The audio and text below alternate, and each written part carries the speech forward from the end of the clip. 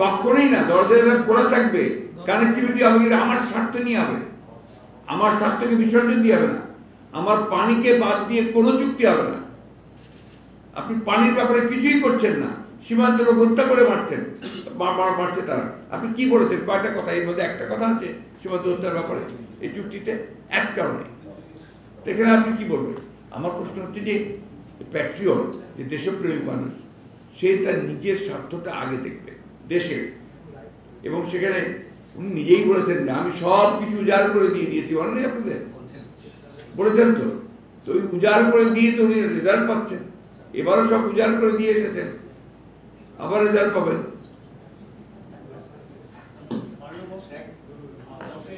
United Nations করা হয়েছে, কেন আজ পর্যন্ত এই সরকার আপনার ইউনাইটেড নেশনসে এটাকে উত্থাপন করলো না? আমরা যে অভিন্ন নদীগুলো পানি পাচ্ছি না, এটা তো আমাদের সমগ্র দেশের মানুষ আপনার তারা বঞ্চিত হচ্ছে, তাদের জীবন জীবিকা সব কিছু নির্ভর করে কিন্তু এই নদীগুলোর উপরে। কোটি কোটি মানুষ এই পদ্মা, মেঘনা, যমুনা, তিস্তা এইসব নদীর অববাহিকায় বাস করে, তাদের মাছ ধরা, পানি আনা সব কিছু নির্ভর করে এই নদীগুলোর উপরে। সেখানে আপনার আজকে এই পানির হিসাব, কোনো কথাই নাই পানির হিসাব। দেখবেন যে এন্টায়ার আলোচনায় চুক্তিতে কোথাও একটা কথা পর্যন্ত নেই। এটা একটা বোঝাই যায় যে সরকার আসলে কোনো দেশপ্রেমিক সরকার নয়, বাংলাদেশ বিরোধী একটা সরকার। যে সেইখানে একেবারে অন্যায়ভাবে তাকে সাজা দিয়ে, পরবর্তীকালে হাইকোর্টে আরো বেশি সাজা দিয়ে জেল করা। আপনারা জানেন 2 বছর তিনি ভয়াবহ একটা পরিত্যক্ত নির্জন কারাগারে ছিলেন, যেখানে তিনি অসুস্থ হয়ে পড়েছেন। সেখানে বারবার চিকিৎসকদেরকে চেষ্টা করার পরেও ভালো চিকিৎসকদেরকে সেখানে পাঠানো হয়নি। এরপরে যখন করোনা হলো, তারপরে আমরা তাকে পিজি হাসপাতালে শিফট করে নিয়ে আসা হলো, যেখানেও তিনি সুষ্ঠু চিকিৎসা পাননি।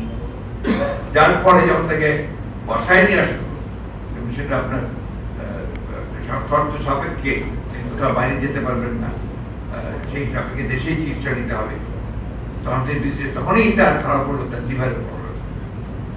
লিভারের সিরোসিস, লিভারের প্রবলেম ছোটখাটো নয়, cirrhosis it's a major disease. তখন ডাক্তার তাকে বলেছিল যে এখানে লিভার ট্রান্সপ্লান্টেশন ছাড়া তার কোনো পথ নেই। এটা বাংলাদেশে সম্ভব নয়। আপনারা জানেন আমরা কম চেষ্টা করি, সরকার এখানে কোনো কৃতিত্ব না। আমরা যেটুকু করেছি সেটা হচ্ছে পরিবার দলের চেষ্টাতে সেটা হয়েছে। এবং আমরা বিদেশ থেকে, আমেরিকা থেকে, জন হপকিন্স থেকেও আমরা আপনার ডাক্তারদের নিয়ে এসেছি, নিয়ে এসেছি। তারা প্রসিজিওর করেছে, যে প্রসিজিওরে এখন পর্যন্ত তিনি টিকে আছে। বাট এটা কোনো সমাধান নয়। একমাত্র সমাধান হচ্ছে তার ট্রান্সপ্লান্ট করা। তার যে অনেকগুলো অসুখ আছে, সেই অসুখের জন্যই তাকে একটা এমন চিকিৎসা কেন্দ্রে পাঠাতে হবে যেখানে তার সঠিক চিকিৎসাটা হতে পারে, অন্যান্য মাল্টিভেরিয়াস যে ডিজিজগুলো আছে সেগুলোকে কন্ট্রোল করে। এটাই আপনার বারবার করানো হচ্ছে।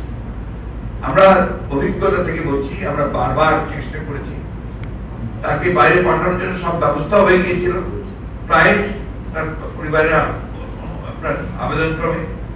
ফাইনালি যখন এটা প্রধানমন্ত্রীর কাছে গেছে, প্রধানমন্ত্রী এটাকে রিজেক্ট করেছে।